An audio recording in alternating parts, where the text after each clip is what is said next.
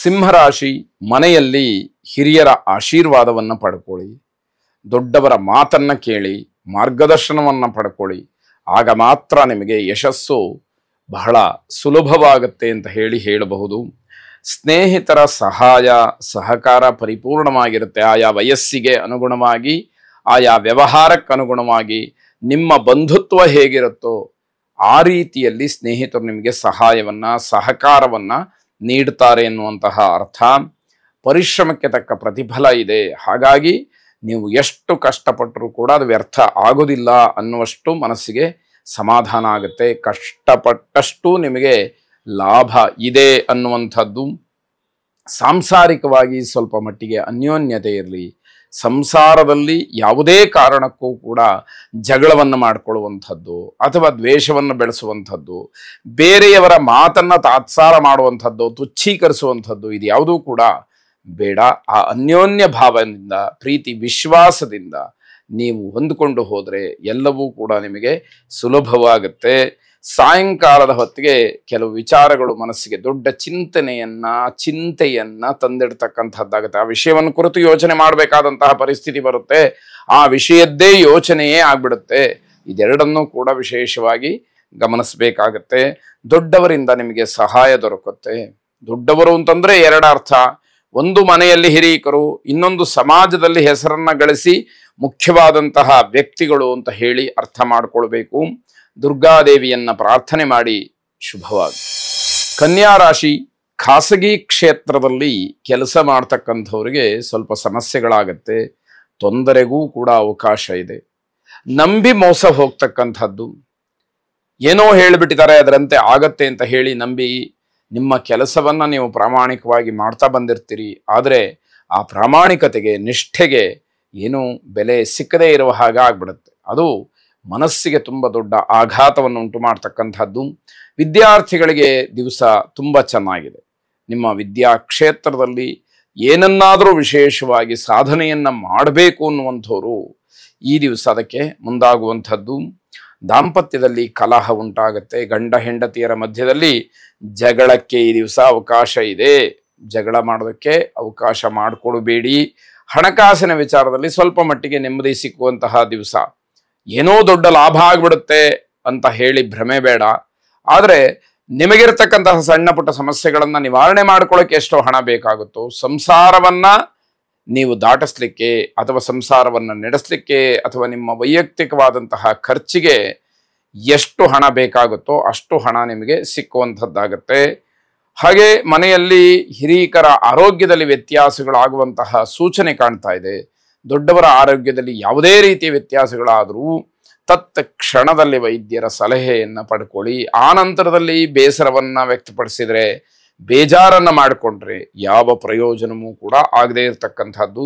ಆದರೆ ಒಟ್ಟಾರೆ ಮಾನಸಿಕವಾಗಿ ನೆಮ್ಮದಿ ಇರುವುದಿಲ್ಲ ಅಂತ ಹೇಳಬೇಕು. ಯಾಕೆ ಅಂತಂದ್ರೆ ಕಷ್ಟಪಟ್ಟು ಏನೋ ಹೊರಗಡೆ ನೀವು ದುಡ್ಕೊಂಡು ಬರಬಹುದು, ಆದರೆ ಮನೆಗೆ ಬಂದ ತಕ್ಷಣ ದೊಡ್ಡವರಿಗೆ ಆರಾಮಿಲ್ಲ ಅಂತಾದಾಗ ಆ ಮನಸ್ಸು ಕೆಟ್ಟು ಹೋಗ್ತಕ್ಕಂಥದ್ದು ಬಹಳ ನೋವನ್ನು ತರುತ್ತೆ.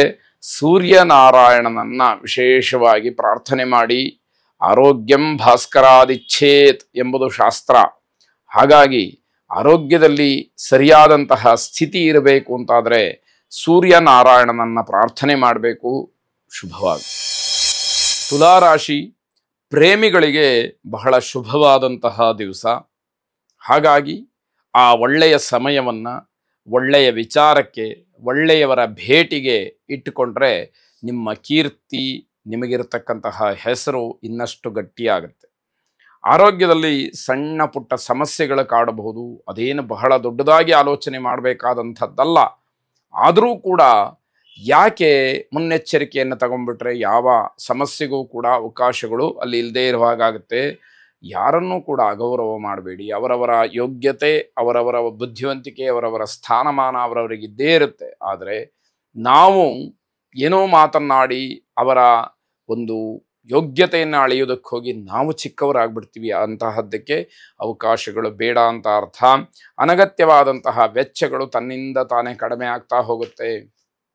ಕೆಲವರಿಗೆ ಇದರ ಬಗ್ಗೆ ಅರಿವೇ ಇರೋದಿಲ್ಲ. ಆದರೆ ಅದೃಷ್ಟವಶಾತ್ ತನ್ನಿಂದ ತಾನೇ ಅದು ಕಡಿಮೆ ಆಗ್ತಾ ಹೋಗುತ್ತೆ. ಯಾವುದೋ ಒಂದು ಪದಾರ್ಥ, ಅದೊಂದು ವೆಚ್ಚದ್ದು ಅದನ್ನು ತರಲೇಬೇಕು, ಕೊಂಡುಕೊಳ್ಳೇಬೇಕು ಅಂತ ಹಠ ಮಾಡಿ ಹೋಗಿರ್ತೀರಿ.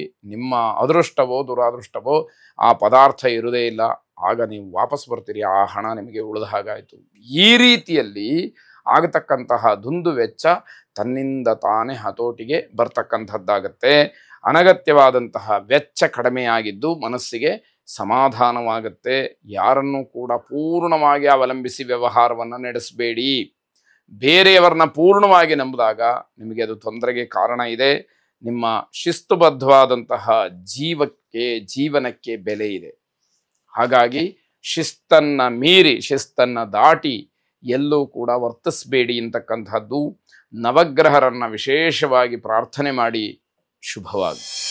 ವೃಶ್ಚಿಕ ರಾಶಿ ವ್ಯಾಪಾರಸ್ಥರಿಗೆ, ವಾಣಿಜ್ಯೋದ್ಯಮ ಕ್ಷೇತ್ರದಲ್ಲಿ ಕೆಲಸ ಮಾಡುವಂಥವ್ರಿಗೆ ಈ ದಿವಸ ಸ್ವಲ್ಪ ಮಟ್ಟಿಗೆ ಲಾಭವನ್ನು ನೋಡಲಿಕ್ಕೆ ಅವಕಾಶ ಇದೆ. ಆದರೆ ಅಂತಹ ಲಾಭವನ್ನು ಕಂಡು ಎಷ್ಟೋ ದಿವಸವಾಗಿತ್ತು ಅನ್ನುವಂತಹ ಅಚ್ಚರಿಯ ಮಾತನ್ನು, ಕುತೂಹಲದ ಮಾತನ್ನು ನೀವು ಆಡಬಹುದು ಅನ್ನುವಂಥದ್ದು.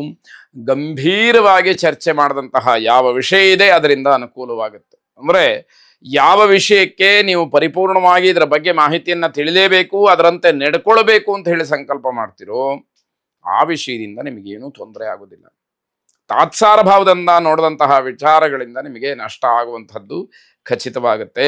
ಸಾರ್ವಜನಿಕ ಕ್ಷೇತ್ರದಲ್ಲಿ ಕೆಲಸ ಮಾಡೋದಕ್ಕೆ ಭಾಗಿಗಳಾಗ್ತೀರಿ. ನಿಮಗೆ ಸೇವೆ ಮಾಡ್ತಕ್ಕಂತಹ ಒಂದು ಆಸೆ ಅಥವಾ ಆಕಾಂಕ್ಷೆ ಇದೆ, ಅದಕ್ಕೆ ಪೂರಕವಾದಂತಹ ವೇದಿಕೆ ನಿಮಗೆ ಈ ದಿವಸ ಸಿಕ್ಕುವಂಥದ್ದಾಗತ್ತೆ. ಬೇರೆಯವರಿಗೆ ಸಹಾಯವನ್ನು ಕೂಡ ಮಾಡಬಹುದು. ಮನಸ್ಸು ಬಹಳ ಮುಖ್ಯವಾದಂಥದ್ದು. ನಿಮಗೆ ಯಾವುದೇ ಅಧಿಕಾರ ಇರಲಿ ಅಥವಾ ಹಣ ಇರಲಿ, ಅದೆಲ್ಲ ಎರಡನೇ ವಿಚಾರ. ಆದರೆ ಮಾಡಬೇಕು ಏನಾದರೂ ಅನ್ನುವಂತಹ ಮನಸ್ಸಿದ್ರೆ ಅಂತಹ ಒಳ್ಳೆಯ ಮನಸ್ಸಿಗೆ ತನ್ನಿಂದ ತಾನೇ ಅನುಕೂಲಗಳು ಆಗ್ತಾ ಬರುವಂಥದ್ದಾಗತ್ತೆ. ವಿರೋಧಿಗಳ ಬಗ್ಗೆ ಹೆಚ್ಚಿನ ಎಚ್ಚರಿಕೆಯನ್ನು ವಹಿಸಬೇಕಾಗತ್ತೆ. ತಾತ್ಸಾರ ಮಾಡುವ ಹಾಗೆಲ್ಲ. ಯಾವ ಕ್ಷಣದಲ್ಲಿ ಬಂದು ಏನು ಬೇಕಾದರೂ ತೊಂದರೆ ಮಾಡಬಹುದು, ಮಾತುಗಳನ್ನು ಆಡ್ಬೋದು, ಅವಮಾನ ಮಾಡ್ಬೋದು. ಹೀಗೆ ಅದು ಆಯಾ ಸಂದರ್ಭಕ್ಕೆ ಅನುಗುಣವಾಗಿ ನಿಮಗೆ ಆಗುವಂಥದ್ದಾಗತ್ತೆ. ಉತ್ಸಾಹದಿಂದ ಎಲ್ಲ ಕೆಲಸಗಳನ್ನು ಮಾಡಿ. ಯಾವ ಕೆಲಸದಲ್ಲೂ ಅನಾಸಕ್ತಿ ತೋರದೇ ಇರತಕ್ಕಂಥದ್ದು ಬಹಳ ಒಳ್ಳೆಯದು. ಆಸಕ್ತಿ ಇರಬೇಕು. ಆಸಕ್ತಿ ಇಲ್ಲದಲೇ ಯಾವ ಕೆಲಸ ಮಾಡಿದರೂ ಕೂಡ ಪ್ರಯೋಜನಕ್ಕೆ ಅದು ಬರುವುದಿಲ್ಲ. ಜೊತೆಗೆ ವಿಶೇಷವಾದಂತಹ ರಕ್ಷಣೆಗೋಸ್ಕರವಾಗಿ ಸುದರ್ಶನ ಮಹಾವಿಷ್ಣುವನ್ನು ಪ್ರಾರ್ಥನೆ ಮಾಡಿ ಶುಭವಾಗಿ.